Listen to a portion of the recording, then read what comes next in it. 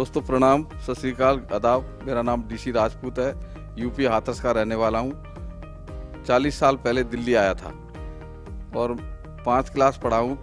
40 साल में मैंने 25-26 तरह के काम किए।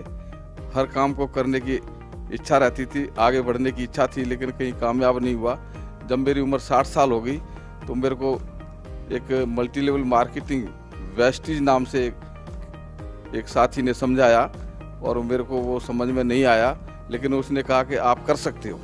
तो मैंने उस काम को करने के लिए उनसे हाँ कर दिया और समझाने पे समझा नहीं, लेकिन जब उन्होंने मेरे को क्लियर किया कि इसमें आप अच्छा पैसा कमा सकते हो, तो मैंने उनसे बोला कि इसमें मेरे को 5-10 हज़ार रुपये चाहिए हर महीने।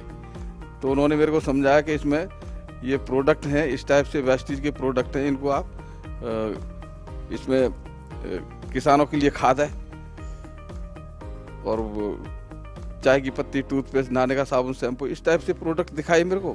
तो मैंने कहा चलो करके देखते हैं। नहीं पास हो पाए तो 25-26 तो पहले बदल रखे हैं, इसको भी बदल के आगे कुछ और ढूंढेंगे। ये सोच के मैंने काम शुरू किया। तो उस टाइम जब मैंने काम शुरू किया था तो गांव-गांव में जनधन खाते खुल रहे थे गवर्नमेंट की तरफ से, जीरो बैलेंस में जनधन खाते खुल रहे थे। तो उसी टाइम गैस के सिलेंडर दिए गए और गैस के सिलेंडर पर सब्सिडी देना शुरू किया था गवर्नमेंट ने। तो मैं हाथरस गया अपने गांव और वहां जाके मैंने पूछा गांव में कि भाई सबके जनधन खाते खुल गए? बोले सबके खुल गए। गैस के कनेक्शन सबको मिल गए? बोले सबको मिल गए। तो सब्सिडी किसकी नहीं आ रही? बोले सबकी आ रही है। मैंने कहा ऐसे ही वेस्टीज नाम से यहाँ दुकान खुली है तहसील में हाथरस में, लेकिन वहाँ सबको सामान नहीं मिलेगा। जैसे गैस के कनेक्शन का एक नंबर मिलता है एक आदमी को, वैसे ही वेस्टीज का एक नंबर मिलेगा और वो नंबर मैं दूंगा फ्री में। आप मेरे को जनधन खाते की कॉपी और साथ में अपना वोटर आई कार्ड या आधार कार्ड दे दो, मैं तुम्हारे को फ्री में आपको नंबर दूंगा। उस नंबर से उस दुकान से सामान लेंगे तो आपके बैंक में सब्सिडी आएगी।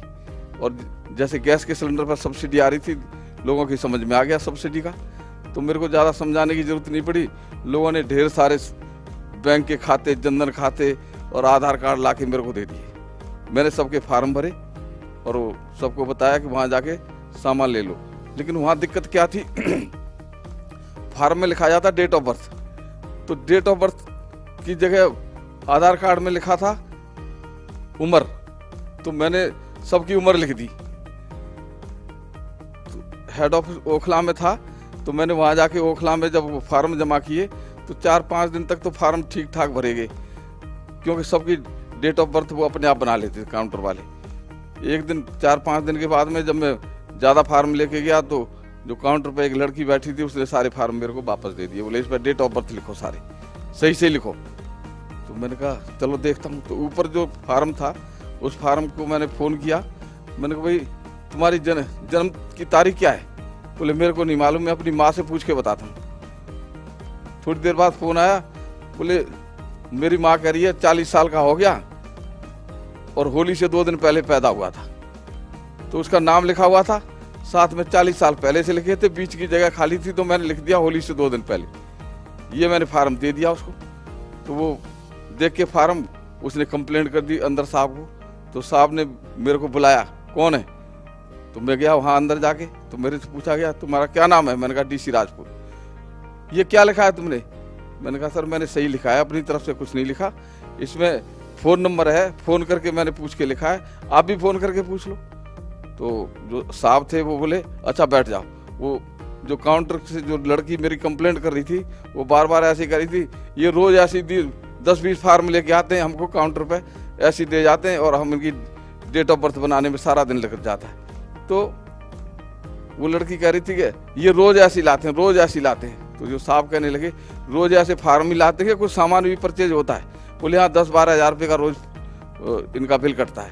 बोले ठीक है तू अपने काउंटर पे बैठ, इनको ज़रूरत है हमको। तो मेरे को अंदर कैबिन में लेके गए और एक क्लर्क बुलाया और क्लर्क से बोले कल से ये फार्म भर के नहीं लाएंगे और इनको तुमने फार्म भरना है सारा। तो मेरा काम आसान हो गया।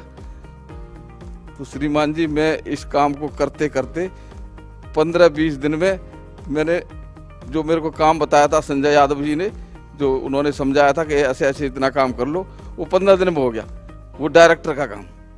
मैं संजय यादव जी को फ़ोन किया, मैंने कहा सर जो आपने बताया वो तो हो गया। और करना है क्या? तो इन्होंने बताया कि एक साइड में इतने का काम और कर दो। मैंने कहा कोई बात नहीं, तो मैंने वो भी कर दिया। बताया था डायरेक्टर बनने के लिए, और मेरा जो रिजल्ट निकला था पहले महीने का सिल्वर डायरेक्टर का। तो एक सेमिनार हुआ था दिल्ली में, तो वहाँ सब लोग गए थे, तो मैं भी गया। तो वहाँ आवाज़ दे रहे थे सेमिनार में, भाई जितने डायरेक्टर हैं वो स्टेज पे आ जाओ। तो मैं दौड़ के स्टेज पे गया। संजय यादव जी और जो लीडर थे उन्होंने मेरे को पकड़ के नीचे खींचना शुरू कर दिया। बोले नहीं तुम तो सिल्वर हो, सिल्वर हो। मेरे को बताया नहीं सिल्वर, मेरे को बताया था डायरेक्टर। तो मैं कंफ्यूज हो गया। मैंने कहा जी ये तो गलत बात है, मेरे को डायरेक्टर क्यों नहीं बनाया? ये समझ के फिर वो मेरे को समझाने के लिए ले गए। 3-4 जो बड़े बड़े लीडर थे उनसे समझाया कि सिल्वर डायरेक्टर बड़ा होता है। तब मेरी समझ में आया। तो फिर मैंने बोला कि इसमें और क्या करना पड़ता है, कि इसमें कार मिलती है, कैसे मिलेगी? तो उन्होंने बताया 3 डायरेक्टर बनाने, 3 लाइन में इतना इतना काम करना है। वो 6 महीने में कर दिया मैंने। 3 महीने मेंटेन करने के लिए बताया, 3 महीने मेंटेन कर दिया। 9 महीने 10वें महीने मेरे को कार फंड मिला, और संजय यादव जी ने मेरे को कहा कार लेनी है। राज मोहम्मद जी और संजय यादव जी ने दोनों मिलके और मेरे को शोरूम में बिठा दिया। मैं और मेरी धर्मपत्नी दोनों गए थे। तो वहाँ कार तो हमने कभी देखी नहीं, सपने में कार खरीदेंगे। तो वहाँ जाके बोले कौन सी कार अच्छी लग रही है? मैंने कहा मेरे को तो सारी अच्छी लग रही है, ये बताओ सस्ती कौन सी है? तो बोले एक कार है 2.5 लाख की। मैंने कहा कौन सी है दिखाओ। बोले कल आएगी। मैंने कहा फिर हम कल आएंगे। और संजय यादव जी ने क्या फ़ोन करके वहाँ बता दिया, एक 5 लाख की कार में मेरे को बिठा के और हमारी धर्मपत्नी को बिठा के बोले इनको घूम के दिखाओ। तो कार में बैठ के घूम के देखा, तो हमारी धर्मपत्नी कहने लगी कार तो अच्छी है। मैंने कहा अच्छी है तो कोई बात नहीं, हम तो कर लेंगे 2.5 लाख वाली, ये तो पता नहीं कितने की होगी। जैसे ही लौट के आए तब तक संजय यादव जी ने क्या क्या बोल दिया वहाँ मैनेजर को। उसने सारे कागज़ तैयार करके, और जैसी कार में से उतरे, वो जो वहाँ का जो इंचार्ज था, वो कार की चाबी और कागज़, बोले ये और जी आपकी कार मुबारक। मैंने कहा कार की ये कैसे मुबारक, मेरे को तो 2.5 लाख वाली चाहिए, ये तो रेट तुमने बताया नहीं। बोले नहीं 5 लाख ही है। मैंने कहा फिर ऊपर के पैसे कहाँ से दूंगा मैं? तो मेरी लड़ाई होगी उससे। तो बाद में फिर कहने लगे, बोले नहीं कंपनी पैसे देगी। घर जाके लड्डू बटे, बच्चे लड्डू बांट रहे थे, मेरे को डर लग रहा था, क्योंकि हमारे मोहल्ले में किस्त न जाने से कार उठ गई थी एक। तो मैंने कहा कहीं ऐसा न हुआ, आज तो लड्डू बट रहे और हमारी कार उठ गई तो बेइज्जती हो जाएगी, इससे तो हमारी कम से कम इज्जत तो बनी है, कार उठ गई तो और बेइज्जती होगी। तो ये मेरे को डर लग रहा था। लेकिन धीरे धीरे उसकी किस्त चलती रही। एक दिन मैं चलाना सीख रहा था, तो बोले इसका लाइसेंस बनवाना पड़ता है। तो मैं गया ट्रांसपोर्ट अथॉरिटी, लाइन में लगा, मेरे से पूछा आपको क्या चाहिए? मैंने कहा लाइसेंस बनवाना। तुम्हारी उम्र तो 60 साल से ज़्यादा है। मैंने कहा क्या हो गया? तो बोले नहीं तुम्हारा नहीं बनेगा, पहले से बना होता तो उसको रिन्यू कर देते, पहले से क्यों नहीं आए तुम? मैंने कहा कार ही पहले से नहीं मिली थी, अब कार मिली है तभी तो आए। बोले नहीं अब नहीं बनेगा। तो हम वापस आ गए। कोई बात नहीं, बेटे ने चलाना सीख लिया, बेटा चलाता गया। बाद में फिर संजय यादव जी को मैं फ़ोन करता था कि जी मेरी कार तो कोई भी बेटे का लाइसेंस नहीं बना, अब मेरे को तो हाथरस जाना है, अपनी टीम में जाना है। तो संजय यादव जी, गोविंद यादव जी दोनों मेरी कार चला के लेके जाते थे मेरे को। तो ऐसे करके बिजनेस में बहुत सपोर्ट किया मेरे को। 2 साल बाद दूसरी कार मिली, फिर 3-4 साल बाद में फिर मेरे को ऑडी मिली। तो चलाना नहीं जानता। तो साथियों मैं ये कह रहा हूँ कि इस मल्टी लेवल मार्केटिंग में इतनी ताकत है, जब मेरा जैसा आदमी 3 कार ले सकता है और जिसके पास चलाने का लाइसेंस नहीं, तो इसमें कोई भी पास हो सकता है, कोई ऐसी दिक्कत नहीं। साथ में मेरे को इसमें बताया गया कि जब कार मिल गई ना, तो बोले तुम जाओ के लोगों को समझाओ, लोगों को इसके बारे में बताओ। तो मेरे को एक लैपटॉप और प्रोजेक्टर दिया गया, चलाना सिखाया गया, ये पिन ऐसे लगती है, ये पिन ऐसे लगती है। तो मैं पहली बार गया बिहार, प्रोजेक्टर और लैपटॉप ले गए। जाड़े के दिन थे, जनवरी का महीना था। जैसे मैं स्टेशन से उतरा तो वहाँ कुछ लोग मेरे को लेने के लिए आए थे स्टेशन पे। तो वहाँ मेरे कान में आवाज़ आ रही थी, दिल्ली से DC Rajput, doctor DC Rajput आ रहे हैं, गरीबों का इलाज करेंगे। मैंने आवाज़ सुनी, मैंने जो मेरे को साथ में लेने आए थे, मैंने कहा भाई ये बंद करवा, कौन आवाज़ कर रहा है? बोले अब क्या बंद करवाइए, तो 3 दिन से आवाज़ दे रहा है। वहाँ जब पहुँचे, जहाँ मीटिंग स्थल था, वहाँ 100 से ज़्यादा मरीज बैठे हुए, ऐसे मरीज जो एक मरीज को 2-2 आदमी उठा के ला रहे थे। मैंने कहा ये क्या है? बोले आपने देखने। अब मैं बड़ा परेशान हो गया, मेरे को अंदर पसीना आने लग गए, जाड़े के दिनों में कोट पैंट में भी पसीना आने लग गई। तो फिर मेरे को अंदर, मैंने अपने आप को सोचा क्या करूं, दिल्ली हो तो किसी न किसी को बुला लूं, यहाँ इतनी दूर कौन हेल्प करेगा? तो मैंने कहा डॉक्टर तो मैं लग रहा हूँ, कोट पैंट टाई पहने रखा है, इनको क्या पता कि मैं डॉक्टर नहीं हूँ या पढ़ा लिखा नहीं हूँ। तो मैंने कहा सारे जितने मरीज हैं सबको लगाओ लाइन में, और मैंने एक कागज़ पर सबको जो है पूछा तुम्हारी उम्र कितनी है, कब से बीमार हो, क्या बीमारी है, क्या, इस टाइप से बात करते जैसे डॉक्टर पूछता है, ऐसे ऐसे करके।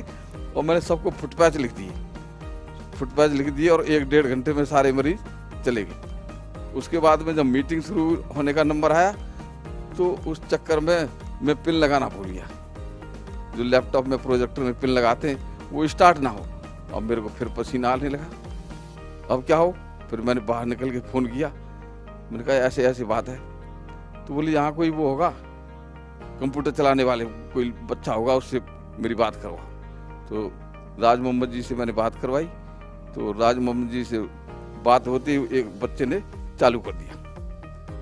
मैंने CNT किया, प्रोडक्ट के बारे में बताया, जिस टाइप से जो कंपनी का नियम है वो मैंने किया, और वहाँ से करके और मैं वापस आ गया।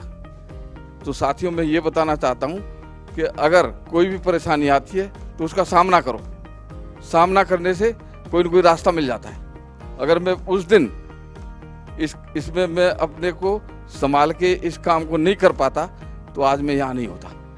तो ये काम बहुत आसान है, और समझदारी से काम करने के लिए मेरा जैसा आदमी इसमें पास हो सकता है तो इसमें कोई भी कर सकता है। मेरे साथ में बहुत सारे ऐसे आदमी हैं जो अंगूठा टेक हैं, जो दूसरों से फार्म भरवाते हैं, वो सब कार अचीवर हैं। बहुत सारे लोग मेरी डाउनलाइन में कार अचीवर हैं, और मेरी ऑडी कार देख के, मेरी इनकम देख के, और बहुत सारे लोग मेरे से पूछते हैं क्या होता है इसमें, कैसे करते हैं। तो मैं ज़्यादा नहीं समझाता। संजय सर ने बताया वी टीम STM प्रोग्राम होता है, वहाँ अपने सारे साथियों को लेके आया करो। तो जो लोग ये कहते हैं कि भाई इसमें कैसे तुम्हारे पैसे आते हैं, कार कैसे मिलती है, मैं कहता हूँ ये विवेक सक्सेना सर, संजय सर एक प्रोग्राम करते हैं वी टीम का STM के नाम से, वहाँ चलो। तो 4 साल पहले से मैं यहाँ लोगों को ला के यहाँ बिठा देता हूँ, और वो लोग सीख के जाते हैं और वो सब पास हो जाते हैं, साथ में मेरी भी इनकम बढ़ जाती है। ये बहुत सरल काम है, इसमें करने में कोई दिक्कत नहीं है। बहुत सारे लोग इसमें कामयाब हो गए। किसानों को मैंने बता दिया, किसान अपनी खाद लेते हैं, उनके बैंक में सब्सिडी आती है तो एक दूसरे को बता देते, तो खाद ले लेके किसान भी इसमें मेरे साथ में कई कार अचीवर बन गए। तो ये सिस्टम इतना अच्छा है, वी टीम सिस्टम, ये मेरे को इतना अच्छा लगा है कि जब भी प्रोग्राम का पता चलता है, संजय सर कहते हैं आज अगले महीने इस डेट का प्रोग्राम है, तो मैं फटाफट जो लोगों से तैयार करके और यहाँ आ जाता हूँ। STM प्रोग्राम को अटेंड करवाते बहुत सारे लोग इसमें अचीवर बन गए, और मेरी भी बहुत अच्छी ज़िंदगी चल रही है। मेरे को इसमें 6 बार विदेश यात्रा का मौका मिला, और मैं और मेरी पत्नी हम दोनों साथ साथ जाते हैं। 6 कंट्री होके आए हैं, और आगे भी हमेशा जाते रहेंगे जब तक जाएंगे जब। और इसमें मेरा अपना बॉडी भी फिट हो गया है। अब मेरी उम्र 68 साल की है, और मेरे को कोई तकलीफ महसूस नहीं होती। लोगों के साथ मैं बात करता हूँ, समझाने की बात कम करता हूँ, जहाँ समझाया जाता है वहाँ लाके बिठाने की बात ज़्यादा करता हूँ। यहाँ ले आता हूँ सबको, तो सब लोग कामयाब हो जाते हैं, और मेरी भी इसमें तरक्की हो रही है। तो बहुत आसान काम है, कोई भी कर सकता है। तो मैं इतना ही कहूँगा। थैंक यू वेरी मच, बहुत बहुत धन्यवाद सभी को। Thank you.